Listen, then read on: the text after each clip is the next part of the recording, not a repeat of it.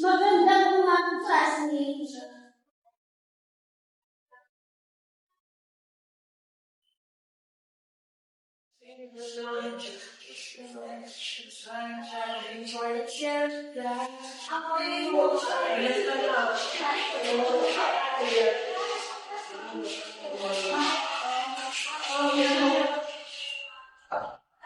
Magandang araw mga bata. Magandang araw po, Guro.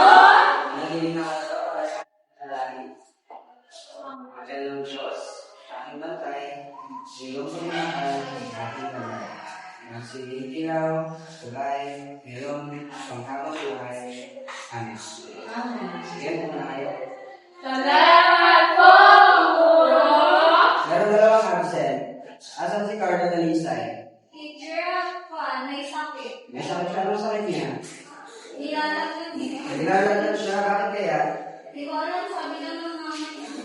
Pakisabi na, hindi siya ng gamot ha? Saka mapahinga. Meron ba tayong mga nangarali? Salamat po. Wala po binigay. Sige. Bago tayo mag-umpisa, alamin muna natin yung mga tuntunin natin sa klase. Muna, makinig ako. Kapag sinasabi natin makinig kapag ako ay nagsasalita at nagtatanong, kailangan lahat kayo nagsasalita at nagtatanggol. Ano ha? Oo, Guro. Maging magalang kapag ako ay nagsasalita, nagbuka ko ng tagilid, sabihin niyo sa akin po at opo. Kapag naman tinakausap yung mga basket niyo, huwag tayong magsasabi ng mga bagay, ng mga sakit sa kanila. Iyan. Oo, Guro. Pangatlo, magtaas ng kamay. Kapag gusto niyo magsalita, gusto niyo lumabas, kung may gusto kayong gawin, sabihin sa akin sa pagkataas ng inyong kamay.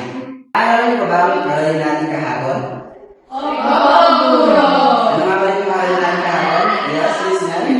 Papuri, Guro. Panguri. Ano nga ba yung panguri, listener?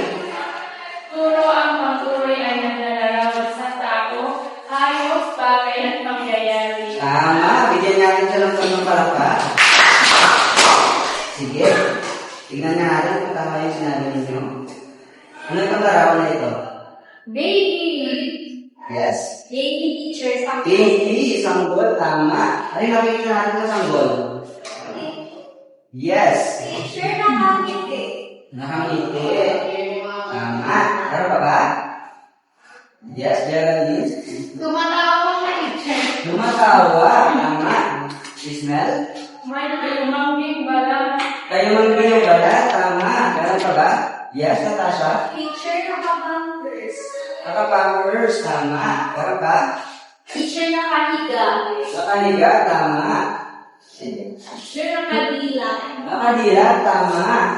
Lahat ng sinabi ninyo ay mga bagay na naglalarawan sa sanggol. Sa pangalawang larawan naman, ano yung napapansin natin sa larawan nito? Yes, Natasha. Teacher, matanda na Matanda na siya, tama. Ano man sabi matanda na siya? Teacher, puti na siya buhok, tapos may kulubot yung mukha. Puti na yung buhok, tapos kulubot yung mukha. Tama. Ganun talaga kapag matanda. Pero huwag natin silang musgahan kasi dapat igalan natin sila. Tama? Opo. Ano yung napapansin niyo sa larawan ito? Yes? Teacher, bold po yung hikaw. Bold yung kikaw niya. Rich.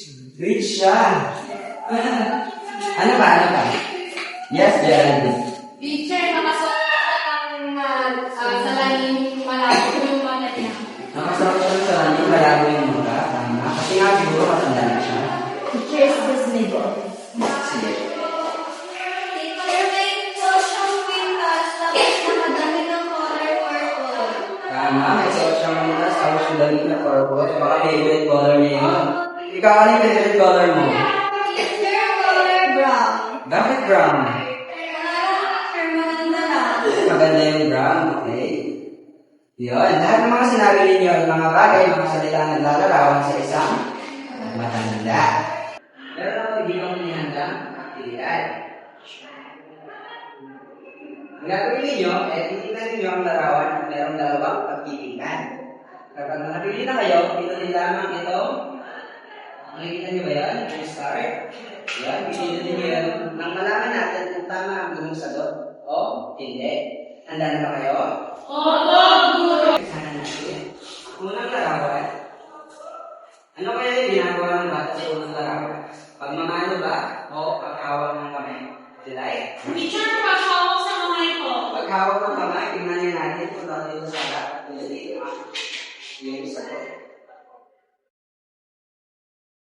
Mali. Mali yung paghawak ng kamay. Ano kaya yung ginagawa ng bata?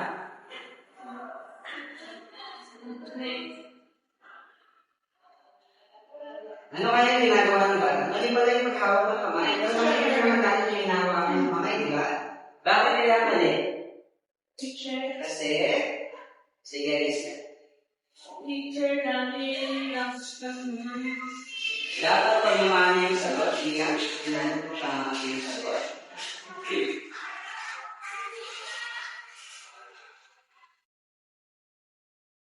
Tama, pagmamahal yung sagot. Kasi kapag ginaganon yung kamay ng matanda, ang tawag doon ay pagmamahal. Bakit tayo nagmamahal? Right? pagbibigay ba ng Pagbibigay galang sa matanda, tama. Sige, sa pangalawang larawan. Ano kaya ginagawa ng bata? Paghalik o pagyakap? paghalik po, teacher. Paghalik, tingnan nga natin kung tama.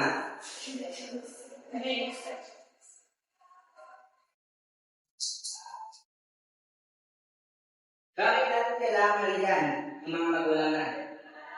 Para may makita natin na mahal natin sila. Dali, para ipakita na mahal natin sila. Pagyakap lang ba ang pagpapakita ng pagmamahal sa magulang? Okay, ano pa yung iba? Tulay? Teacher, pagsunod mo sa mga utos at tingin. Pagsunod-sunod sa piling, tama. Meron ka? Listener?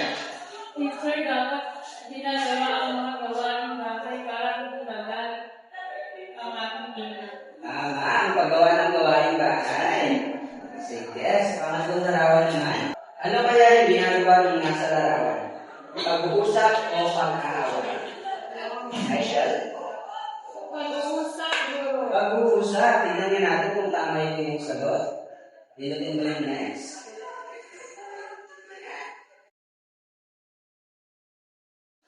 Ito ay pag-uusap. Pero ano yung nakikita mo sa larawan na ito? Ano yung salitang yun? Opo. Ayan ha. Yan. Ano yung salitang ito? Opo. Saan ginagamit ng opo? Saan natin ginagamit ang opo? Sa matatanda, Guro. Sa matatanda, kapag tayo ay makausap sa mga matanda, bakit natin ginagamit ang opo kapag kausap yung matanda? Pagpapakita ng respeto, Guro. Tama, ito ang pagpapakita ng respeto sa kanila. Galing. Ngayon naman, kayo bang lahat ay masipag? Opo, Guro. Ano ginagawa ninyo sa inyong mga bahay? Aisha? Nabuhugas at naglalaba, Guro. Paghuhugas at paglalaba, ang galing. Bakit ka naghuhugas at naglalaba? Inuutos mo ng nanay mo? Para matulungan ang ating mga magulang. Tama, ito ay pagtulong sa magulang. Pagkatapos kang maglaba, saan mo tinatapon ang tubig na ginamit mo pagkatapos mo maglaba? Saan mo siya tinatapon? Tinatapon mo ba siya ng gano'n? Tinatapon mo siya sa kanan? Guro, ginagamit ko ito sa pagdidilig ng mga halaman. Ginagamit mo yung pinaglabahan mo sa pagdidilig ng halaman. Hindi ba mamamatay yung halaman kapag dinilig mo yun? Hindi po, Guro. Hindi. Bakit hindi? Hindi ko kasi mamamatay yung halaman kapag ginamit natin ng pandilig, yung pinagtapusan natin ng paglalaba. Kasi meron na siyang mga chemicals. Hindi yan ginagamit sa pagdidilig. Okay? Opo, Guro. Okay. Paano natin itatapon yung tubig na pinagamitan natin sa paglalaba? July. Itatapon ba sa kanan? Hindi po. Guro, pwede po natin siyang gamitin panglinis sa kubeta or sa CR po. Tama, magaling. Ang tawag doon ay Reusing, tama. Ito ay reusing ng tubig sa paggamit sa iba pang mga pwedeng paggamitan katulad ng paglilinis sa lagain. At hindi dapat natin itapon sa mga kanal kasi ito ay makakalason sa mga isda. Nakuha? Ang tawag doon ay pagiging kalikasan. Dahil tayo ay pinoprotektahan natin ang ating mga kalikasan. Tama. Okay, ito naman. Bago tayo pumasok sa eskwelahan, bago tayo mag-umpisang matuto, ano muna yung ginagawa natin bago yun? Diba, nandun tayo sa harap? Tapos tumataas yung flag. Ano yung ginagawa natin doon? Flag? Kumakanta ko ng aking panatang. Kumakanta na? Lumang hindi. Lupang hinirang. Yung lupang hinirang ay ang ating pambansang Abi. bakit natin ito kinakanta? Bakit natin kinakanta? Ang lupang hinirang. Yes, Krishna. Siguro dahil sa kanila natin na sinamahal natin ang aming basang Pilipinas. Magaling, tama. Ito ay nagpapakita ng pagmamahal sa ating bansa. Ang tawag naman doon ay pagiging Makabayan. Makabayan. Magaling. Ito naman, nakita niyo yung teacher ninyo na may hawak na maraming mga bagay. Nahihirapan siya. Ano kaya yung gagawin natin? JM. Tulungan siya magbuhat lang. Tulungan siyang magbuhat. Bakit mo siya tutulungan? Para hindi siya mahirapan. Para hindi na siya mahirapan. Tama. Ang tawag naman natin doon ay pagiging Matulungin. matulungin. O kaya naman, pagiging makakapag. Magaling. Para pala nga natin ang aming mga pamilya. Ano nga ulit yung ginagawa ng unang larawan? Nagmamano, tama. Yung pangalawa? Paghahali. Yung pangatlo? Pag-uusap at saka pagsasabi ng oo. Ano kaya yung kaparehas nung ano? Pagsasalita at saka pagdali. Lahat yan, ginagawa natin? Kapag ginagawa pa natin yun, gumagalaw yung mga katawan natin? Tama. Ang mga tawag doon sa mga salitang yun ay pandiwa. Pero bago natin pag-usapin yun, ito muna ang ating mga layunin. So pagkatapos ng aralin, kayo, mga bata, ay magalaman kung ano ang pandiwa. Ito ay yung magagamit upang linawin ang kagandang hasal ng mga mag-aaral at maisadula ang mga iba-ibang salita pandiwa. Ngayon, meron akong inihandang video. Gusto niyo ba manood? Okay. Sige nga, manood nga muna tayo.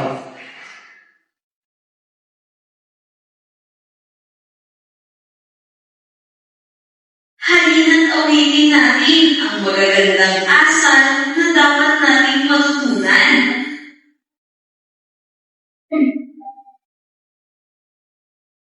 Mga bata, pag-unatin, sana ay ikasas ko dahil mahalaga ang pag-anak sa matatanda ay balik na agad. Dapat natin na ang kailang mga bata nagsalita ay mag-alit.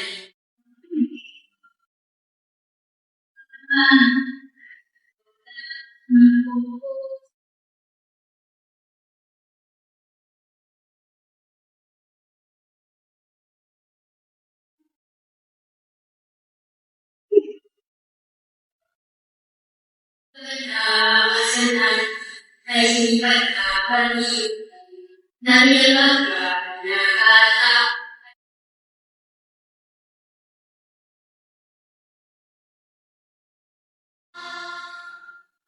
Yun. Nag-enjoy ba kayo? Ano nga ulit yung title ng video? Okay, yes. Magagandang asal, tama. Mga bata, balikan natin ang inyong pinanood kanina. Ano ang ginagawa ng babae sa video na yun? Yes, Natasha? Teacher, sumasayaw. Wow, sumasayaw. Yes, Celia? Kumakanta. Yes, kumakanta. Yes, like? Tinataas yung kamay, teacher, tinagayway. Yes, ginagayway ang mga kamay. At alam nyo ba yun?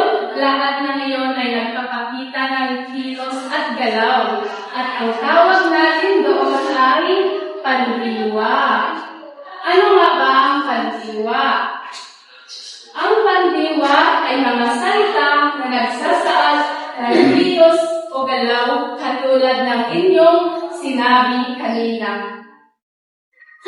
Marunong ba kayo kumanta, mga bata? Opo! Sigurado? Sige nga, pakita sa akin na dati kung paano kumanta. Ako ay may lobo, lumipad sa langit, di ko na nakita, pumutok na mala, sayang lang ang pera ko, pinamili ng lobo, sa pagkain sana, nabusog pa ako. Palagpanan natin ang sa ipinakita ni Natasha, may gumagalaw ka sa kanyang katawan? Ano yun? Yung baby teacher. Yes, bibig. Ano pa? Yes, Chanel? Kamay teacher. Yes, kamay. Meron pa ba mga bata? Yes, Celia? Yes. Ay, pati rin ako. Nasayahan ako sa kanta ni Natasha. At alam nyo ba yun ay isang pandiwa dahil nagpapakita ng kilos ang kanyang bibig at kamay at pati rin si teacher na nagagalak sa kanyang awit. Salamat, Natasha. Ano ba ang napansin ninyo sa video na yun kanina? Yes, Celia? Sumasayaw yung teacher. Yes, sumasayaw. Wow, yung bang ipakita kung paano ang sumayaw, Celia, sa harap? Huwag maniya, Celia. Halika sa harap. Ipakita kung paano sumayaw. Yes, paano ka sumayaw, Celia? Wow, magaling si Celia na kumento. Ikaw na. Gumagalaw ba ang katawan ni Celia pag siya'y sumasayaw? Anong parte ng kanyang katawan ang gumagalaw? Yes, Nilay? Bewang teacher. Yes, bewang. Magaling pala si Celia na sumayaw. Bigyan natin siya ng palakpak. Nakaraang linggo, sino sa inyo ang pumunta sa simbahan? Ay, si Penel. Ano ang ginagawa mo sa simbahan? Nakikinig ko sa sermon na kami. Ay, bakit ka nakikinig sa sermon ng Pari, Penel? Para po may matutunan ng Yes, para may natutunan na magandang asal. Celia, ano ang ginawa mo sa simbahan noong nakaraang linggo? Pumunta ako sa simbahan para magdasal ko guro. Ay, maaari mo bang ipakita kung paano ang magdasal? Galing ko po, pagdikitin ang dalawang kamay, tsaka kamagbaw, tapos pipikit ang iyong mata. Maaari ba natin gawin iyon? Mga bata, tularan natin si Celia. Tapos, close your eyes, tsaka mag-pray. Yes, salamat, Celia. Ginagawa natin ang pagdadasal para magpasalamat tayo sa mga biyayang ibinibigay ng ating Panginoong Jesus. Mayroon po ba kayong ibang ginagawa sa simbahan? Yes, Angeline? Ay, wow, kumakanta. Maaari mo bang gawin yung kanta na ginawa ninyo noong linggo? God is good to me. God is good to me. He hold my hands and help me stand. God is good to me. Wow, magaling yun. Kakandang si Atin.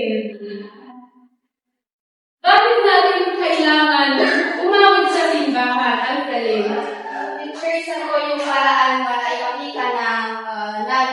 nag-pray tayo kay God. Ang pag-awit mo ay isang way para may pagkata na nire-respeto natin sa God.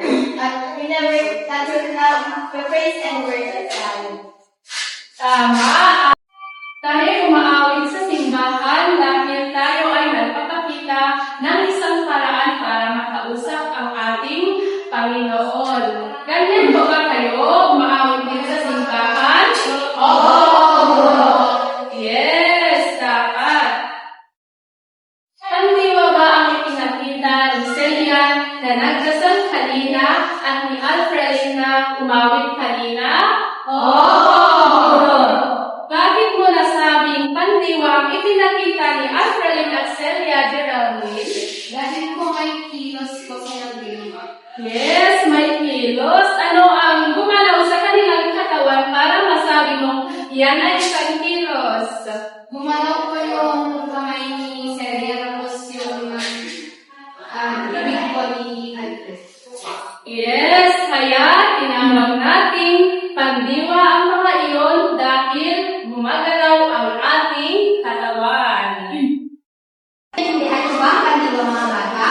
Oo, guro!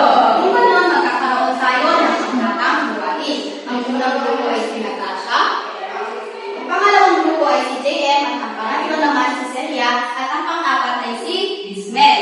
Ang gagawin ng unang grupo ay sa unang grupo, tukuyin ang mga larawang nagsaad ng kilos. At sa pangalawang grupo naman, isulat ang mga kilos na ginagawa sa larawan. At sa pangalawang grupo, magbigay ng halimbawa ng mga pandiwa na inyong ginagawa sa inyong bahay. At sa pang-apat na grupo,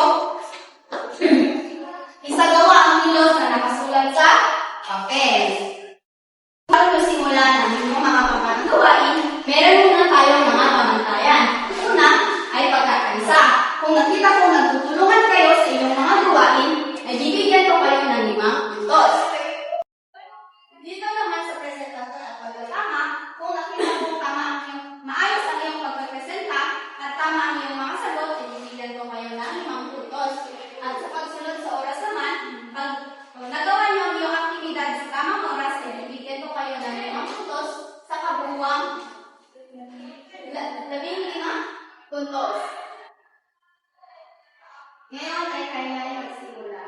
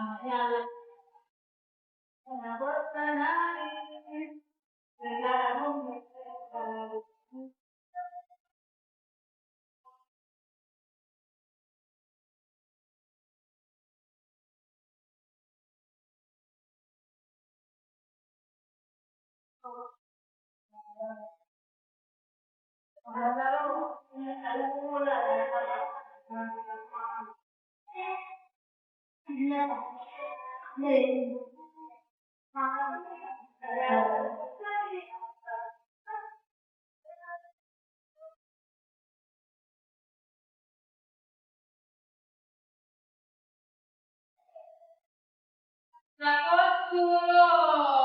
Alam niyo na ba mga bata? Oo! Ang group 1, maaari mo bang ipresenta ang iyong ginawa? Kandiwa po siguro kasi nagigilid po siya, gumagalaw po yung paa at mga kamay dito. Tapos dito po sa mga picture po, pandiwa rin kasi kumakain po siya ng masarap yung fried chicken picture. Tapos dito sa laman yung picture ko, nagwawalis, pandiwa din picture kasi gumagalaw yung kamay pag nagwawalis.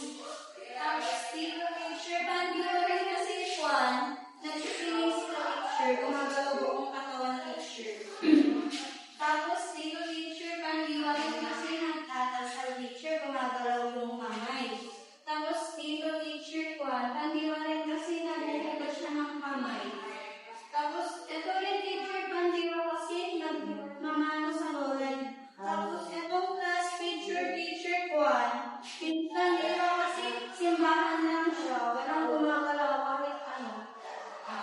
Salamat, Natasha. Ngayon, bigyan natin si Natasha ng 5 palakpak. Ngayon naman, ay bigyan natin ng punto si Natasha. Nakita ko naman na nagtulungan sila sa kanyang mga kasama. Sa presentasyon naman, ay tama lahat ng mga sinabi ni Natasha. Kaya bibigyan natin siya ng 5 puntos. At ang panghuli ay pagsunod sa oras na gawin niya ang kanyang aktibidad sa tamang oras. Kaya may 15 points ka. Ngayon naman, dumako naman tayo sa katalawang grupo. Teacher, ang panuto po ay isulat ang mga kilos na ginawa sa larawan. Sa larawan ito po ay nagbawasak sila, teacher. Sa pangalawang larawan naman ay umiinom siya, teacher. Sa pangatlo, kumakanta siya, teacher. Pang-apat, nagmamano po, teacher.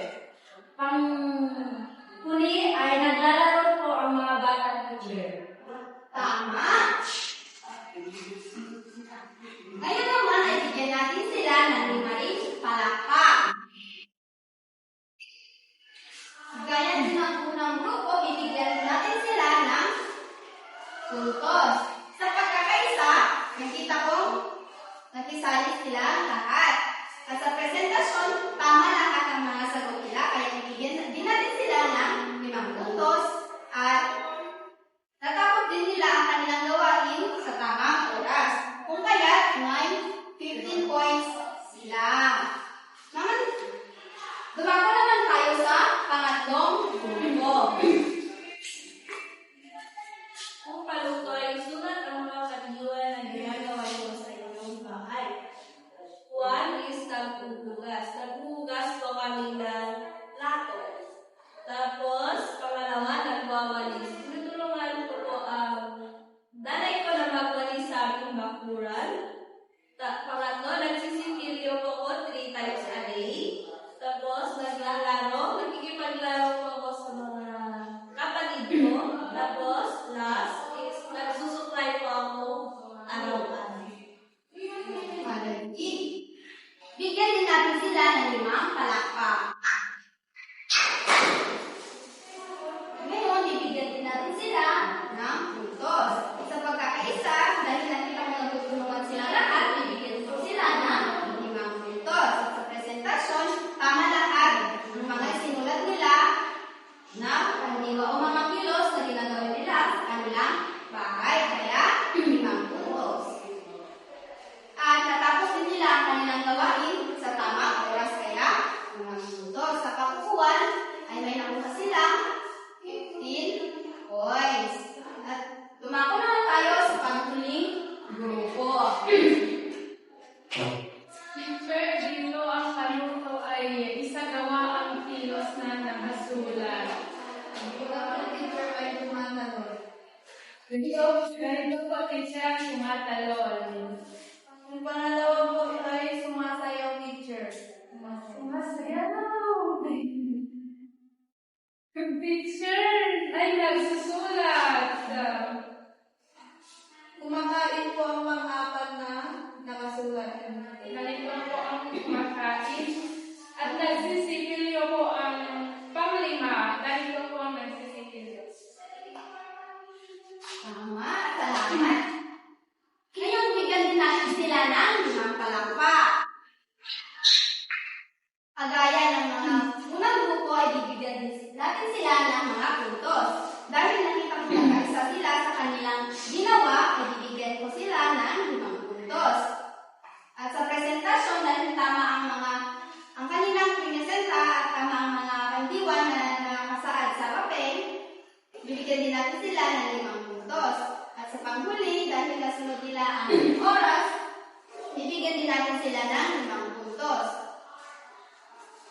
Sa kabuuan, 15 points. At dahil dyan, bigyan ka natin ng 5 palakpak ang ating mga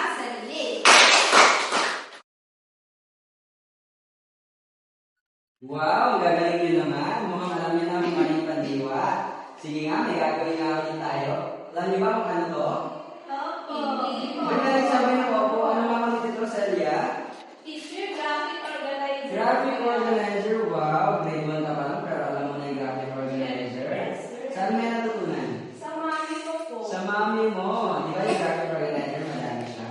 Ano yung tawag dito sa Blackboard? Basta yan.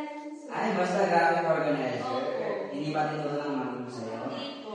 Hindi pa. Sige, maraming salamat. Ang tawag dito sa graphic organizer na to, na sabi ni Celia, ay spiderweb. Ngayon, dito sa spiderweb, yung gitnang bilog, ito yung tinatawag natin pandiwa. Ito yung paksa natin. Ngayon naman, dito sa mga galamay ng spiderweb, dito natin ilalagay yung mga salitang nagsasabi ng pandiwa. Diba natutunan natin kanina kung ano? Yes. Galamay. Galamay, ito yung mga kamay ng spider. Gamay ng gagamba. Nakakita ka na ba ng gagamba? Hindi pa. Ay, hindi pa. Paano yung gagamba? Sige, pupulit natin.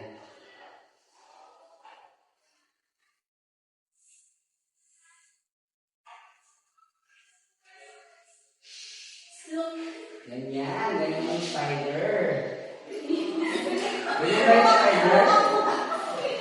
Ganyan ba yung spider? Opo, Hindi teacher. yung spider. Ano tawag dito ba ron? Ipis. Parang bata. Ano lang yun? Diba siya puto ng aso? Puto ng aso, basta ampas. Yes, Sige nga, drawing mo nga yung spider. Sige nga. Malipat ang teacher. Ganito, teacher, may maliit na bilog, tapos may malaking bilog. Tapos may malaking bilog. Parang Wow. Sige nga. Ganito ba yung spider daw? May happy face? opo, kasi Oo, masaya yung spider. Bakit siya masaya? Kasi teacher, nakakain siya ng pan, ng pagkain niya. Ay, busog siya. Tama. Ibig sabihin, ito yung spider. Nakita mo sa inyo? Opo. Bakit di ba namin ito ng spider? Marami sa bahay yun. Ah. Teacher, malinis kasi yung Ay, malinis yung bahay. Mayaya ba kayo? Master, pero madami kaming grades. Ay, sana all. Iba yung yaya sa kami. Tama ba? No, teacher. Parehas lang yun. In English yan. Yan. Nakuha niyo na kung ano, sir? Yes, teacher. Tawag ba kayo sa spider? Opo. Hindi. Kasi teacher, minsan, yung spider, dinadala namin yung laban-laban nga. Ay, nalalaban niyo yung spider. Namumuli din kayo ng spider. Opo, teacher, yung kuya ko po, binibigay niya sa Ah, saan niyo inumuli ng spiders? Sa bahay ko tsaka dun sa kantalong teacher. Sa bahay siya sa Tantalo. Ay, Tantalo sa Tagalog. Bukid teacher. Hindi, tama. Pero tama ba na naglalaban natin yung mga gagamba? Hindi po. Bakit hindi? Sila. Bakit hindi, Mitch? Namamatay po yung natatalo. Namamatay yung matatalo, kawawa naman yung gagamba. Kaya dapat, opo, napalibutan ng sapot. Kaya dapat huwag natin, sige. Pero teacher, may school kasi may pera. Ay, may pera, sugal, nagsusugal ka na. Grade 1 ka pa lang. Teacher, 5-5 lang. Saan mo nakita yan? Yung mga ganyang ugali. Sa kuya ko, teacher. Sa kuya mo, ay patuloy sa kuya mo, bawal yung magsugal, hindi yung tama. Kasi, nauubos yung pera natin at masama kasi mo, nakakita tayo doon. At saka sinasabi natin pinagalaban yung gagamba, dapat hindi natin pinagalaban yung gagamba kasi nakawawa yung isa, nasasaktan yung isa. Eh kung ikaw, tsaka siya, maglaban siya, gusto mo ba yun? Ayaw ko, teacher. Bakit? Kasi, Siya, hindi natin dapat sila pinaglalaban, kundi hayaan na lang natin sila doon sa bahay nila, doon sa kanilang tirahan. Okay? opo, teacher. Okay, balik dito sa Spider-Man. Dito sa mga galaban niya, makikita niyo lang na siya. Ibig sabihin natin natin itong mga salita, nagsasaad ng kilos o kaya naman pandiwa. Sige, talagyan natin itong mga salitang ginagawa natin kapag tayo ay nasa eskwelahan. Sige nga, ano mga ginagawa natin sa eskwelahan? Yes, Natasha? Teacher, nagsusulat? Nagsusulat. Sige nga, susulat mo na dito. Paano nga tayo nagsusulat? Teacher, ganito ako. Ganon. Parang ginagawa ko na. Ano ba?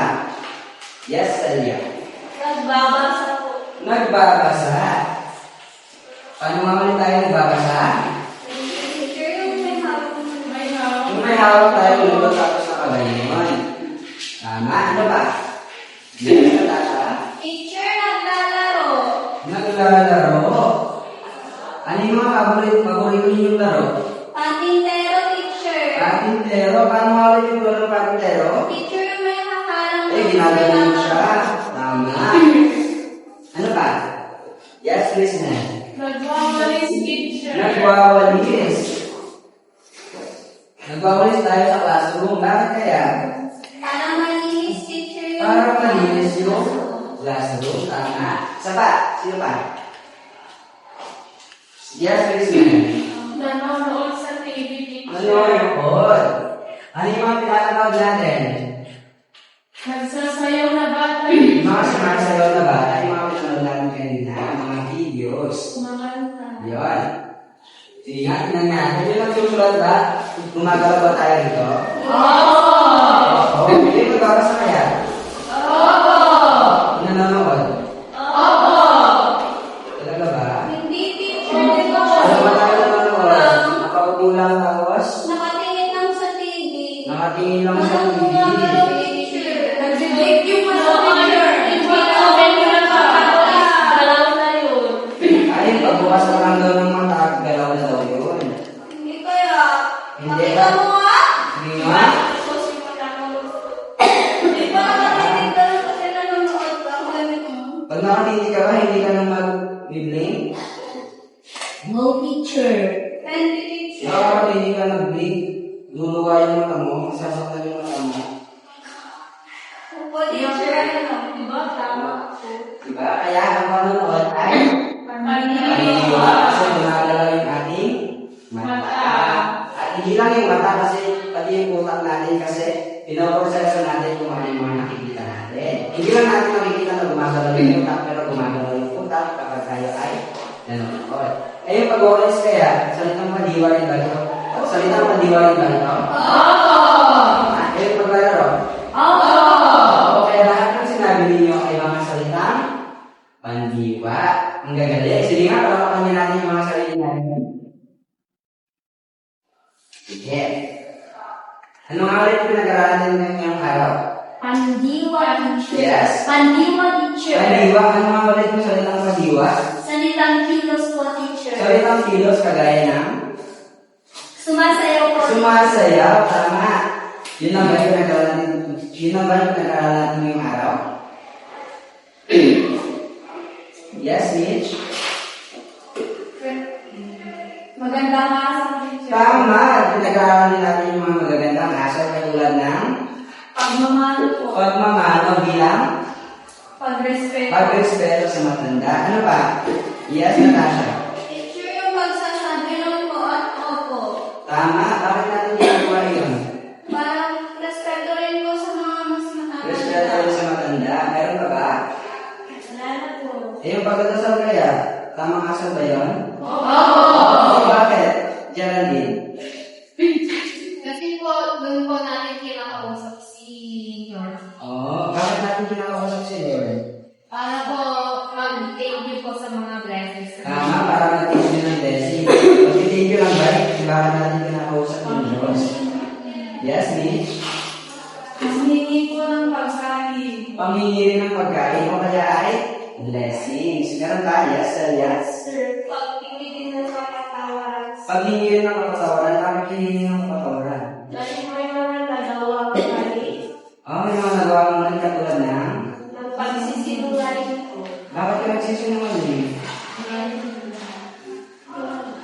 Kailan ka nagsisinungaling? Nung nakalapan. Bakit? Late kasi ako umuwi. Ay, saan ka ba kasi pumunta? Nagkaroon kami teacher. Ay, naglaro ka ng dalawang hanggang maghapon? Oo. Kaya na po ako. Tapos sabi mo sa nanay mo, Late ako umuwi kasi nag-aral ako. ay, hindi yun tama. Sige. nagsisinungaling sa magulang. Diba? Sabi nga ng Diyos, bawat ang pagsisinungaling, kaya huwag natin gagawin. Sige, magagamit yung gusto niyo. Hindi na kayo bibigyan ng blessings. Sige mo yan? Kaya huwag tayo ng pagsisinungaling. Okay? Okay. Ang gagawin niyo pala? Ang kakalitin niyo naman? Sige nga, subukan na natin yung kalino ninyo.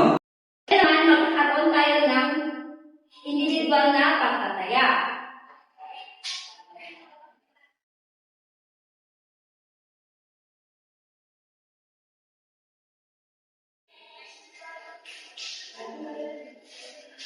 Ang gagawin nyo ay ano mo muna to? Ang gagawin nyo ay sa letter A, salubuhitan ang kandiwang ginamit sa pangusap. Salubuhitan ninyo ang mga kandiwang ginamit sa pangusap.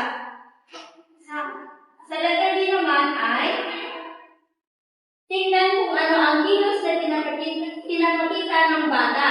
Pagtugtugin ang kanan A sa kanan B. Gamit ang linya. Naintindihan po ba mga bata? Opo. Sige, maaari nyo nang simulan ang iyong gawain. Tapos na ba mga bata? Opo, guro. Maaari bang pagbasa ang iyong mga papel?